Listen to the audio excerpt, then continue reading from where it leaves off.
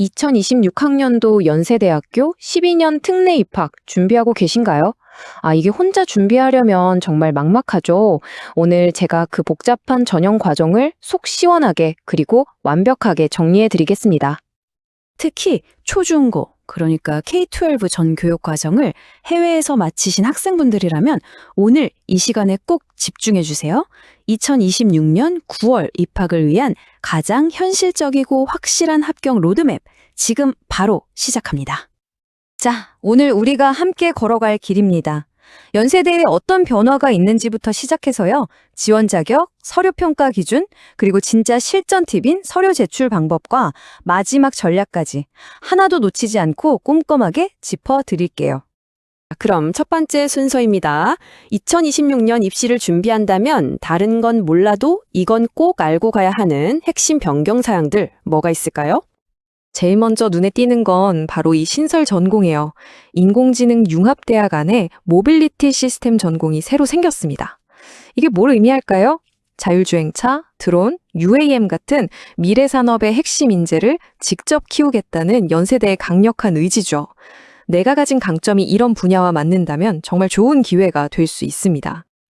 그리고 이건 정말 실무적으로 중요한 변화인데요. 바로 서류 제출 방식이 완전히 바뀌었다는 겁니다. 예전처럼 모든 서류를 그냥 한꺼번에 zip 파일로 압축해서 올리는 게 아니고요. 이제는 성적증명서, 활동증명서 이런 식으로 항목별로 각각 PDF 파일을 만들어서 올려야 합니다.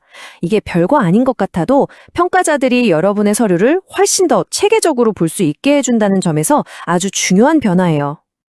자, 다음은 어쩌면 가장 중요하고 근본적인 질문이죠. 나는 과연 지원 자격이 되는가?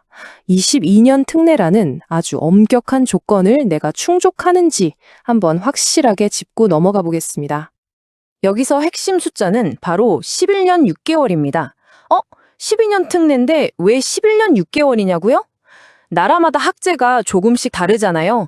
그래서 생기는 한 학기, 약 6개월 정도의 공백은 연세대에서 인정을 해줍니다. 그러니까 딱 12년 채워야 한다 하는 압박감은 조금 내려놓으셔도 괜찮아요. 하지만 이 부분은 정말 조심하셔야 합니다. 홈스쿨링이나 온라인 학습, 검정고시는 당연히 안 되고요. 여기서 많이들 헷갈리시는 게 한국에 있는 국제학교에 다닌 기력이 있어도 이 전형은 지원 자격이 안 됩니다. 아주 사소한 실수 하나 때문에 지원 기회 자체가 날아갈 수 있으니까요. 내 기록을 꼼꼼하게 다시 한번 확인하셔야 해요. 특례는 면접이 없죠. 그 말은 즉 여러분의 모든 것을 오직 서류로만 보여줘야 한다는 뜻입니다. 그럼 수많은 서류 더미 속에서 입학사정관들은 도대체 뭘 보고 학생을 뽑을까요? 바로 이 세 가지 핵심 역량입니다. 첫 번째는 당연히 학업 역량입니다. 그런데 여기서 중요한 건 그냥 GPA 점수만 보는 게 아니라는 거예요. 얼마나 더 어렵고 도전적인 과목, 예를 들어 AP나 IB 같은 심화 과정을 들었는지를 봅니다. 저는 쉬운 길 대신 어려운 길을 택해서 이만큼 성장했습니다. 이걸 보여주는 게 핵심이에요. 두 번째는 진로 역량. 이건 한마디로 스토리의 일관성입니다. 만약 여러분이 컴퓨터공학에 지원한다면 고등학교 때 수학이나 과학 과목을 얼마나 열심히 들었는지, 그리고 코딩 동아리 활동이나 경시대회에 나간 경험들이 어떻게 하나의 이야기로 자연스럽게 연결되는지 그 연결고리를 보여줘야 합니다. 그리고 마지막 세 번째, 바로 공동체 역량입니다. 연세대는 혼자 공부만 잘하는 학생을 원하는 게 아니거든요. 동아리 활동이나 봉사활동을 통해 보여준 리더십, 협동심, 그리고 다른 사람을 배려하는 마음 같은 인성적인 부분에 아주 중요하게 봅니다.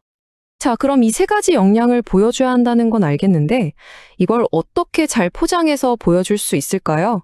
정답은 바로 이 새로운 디지털 제출 시스템을 100% 활용하는 데 있습니다. 평가자가 보기 편하게 만드는 것, 그게 시작이에요. 딱 이 5단계만 기억하세요. 예를 들어 고등학교 성적 증명서다. 그러면 9학년, 10학년, 11학년, 12학년 순서대로 차곡차곡 스캔해서 하나의 PDF 파일로 합치는 겁니다. 그리고 가장 중요한 거, 절대 아무 걸면 안 되고 글씨가 깨끗하게 잘 보이는지 꼭 확인하셔야 합니다. 이 표를 보시면 필수 서류와 선택 서류가 있죠? 여기서 팁 하나 드릴게요. SAT, AP, IB 같은 표준화 학력 자료는 선택이라고 되어 있지만 여러분의 학업 역량을 객관적인 수치로 증명해 줄 수 있는 가장 강력한 무기니까요. 사실상 필수라고 생각하고 준비하시는 게 좋습니다. 아, 그리고 이거 정말 많이들 놓치시는데 바로 아포스티오입니다. 지원할 때는 스캔 파일만 내지만 나중에 최종 합격하고 나면 이 아포스티오 인증을 받은 원본 서류를 꼭 내야 해요. 이게 뭐냐면 이 서류는 해당 국가에서 공식적으로 발급한 진짜 서류가 맞습니다 하고 국가가 보증해 주는 거거든요. 미리 어떻게 받는지 꼭 알아두세요. 자, 이제 거의 다 왔습니다. 마지막 관문이에요. 지금까지 우리가 살펴본 이 모든 것들을 실제 입시 일정에 맞춰서 어떻게 합격 전략으로 완성시킬 수 있을지 최종 점검에 들어가겠습니다. 이 날짜들 달력에 꼭 표시해 두세요. 특히 모든 마감은 한국 시간 기준 오후 5시라는 점. 해외에 계신 분들은 시차 계산 잘못해서 마감 시간 놓치는 일 절대 없어야 합니다. 제발 마감일 하루 이틀 전에는 여유 있게 제출을 끝내세요. 그래서 최종 전략을 딱 4가지로 요약해 드릴게요. 첫째, 내 기록 먼저 검증하기. 둘째, 서류는 무조건 깔끔하게 최적화하기. 셋째, 내 모든 활동을 3가지 역량과 연결해서 하나의 이야기로 만들기. 마지막으로 아포스티오라 끈 행정 절차는 미리미리 대비하기. 이 4가지만 기억하셔도 절반은 성공입니다. 모집 요강에 나와 있는 이 문장 그냥 지나치시면 안 됩니다. 이게 무슨 뜻이겠어요? 정원 비었다고 아무나 뽑지 않겠다는 연세대의 자신감이자 경고입니다. 단순히 D원 자격만 갖추는 걸로는 부족하다는 거죠. 여러분은 스스로 충분히 뛰어난 인재라는 걸 증명해야만 합니다. 결국 이 모든 과정은 단 하나를 위한 겁니다.